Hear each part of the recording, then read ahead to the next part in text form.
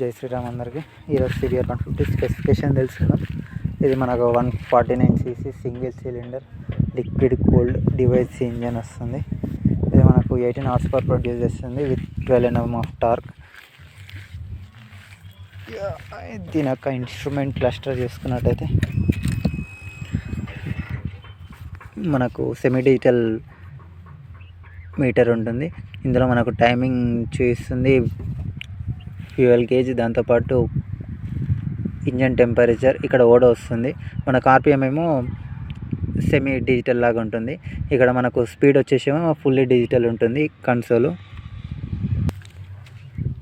మనకు both tyres disc బ్రేక్సే ఉంటాయి. Non ABS model ఇది. మనకు బ్యాక్ సెక్షన్ వచ్చేసి 130 సెక్షన్ టైర్ ఉంది అండ్ ఫ్రంట్ వచ్చేసి 120 సెక్షన్ టైర్. ఇక్కడ మనకు ఈ CBR వర్షన్స్ అనేది మేజర్లీ మనకు స్పోర్ట్స్ టూరర్ పర్పస్ వస్తున్నాయి. మనకు అంటే కంప్లీట్గా స్పోర్ట్స్ వర్షన్లో మనకు సిట్టింగ్ పోస్చర్ అనేది కంప్లీట్గా లీన్ అయి ఉంటుంది. దీనికి అట్లా కాకుండా కొంచెం ఏంటంటే మనకు అప్రైట్ సిట్టింగ్ పోస్చర్ ఉంటుంది. దానివల్ల మనకి ఏంటంటే లాంగ్ టూర్స్ చేసినప్పుడు అంత బ్యాక్ పెయిన్ రాదు. మనము V3 కానీ RC కానీ చూసుకున్నట్టయితే అది కంప్లీట్గా లీన్ అయి ఉండేసరికి మనకు బ్యాక్ పెయిన్ అనేది వస్తుంటుంది. దీనికి కొంచెం కంఫర్టబుల్ సిట్టింగ్ పోస్చర్ అనేది ఉంటుంది. ఇంకోటి పిలియన్ కూడా కొద్దిగా బెటర్గానే ఉంటుంది.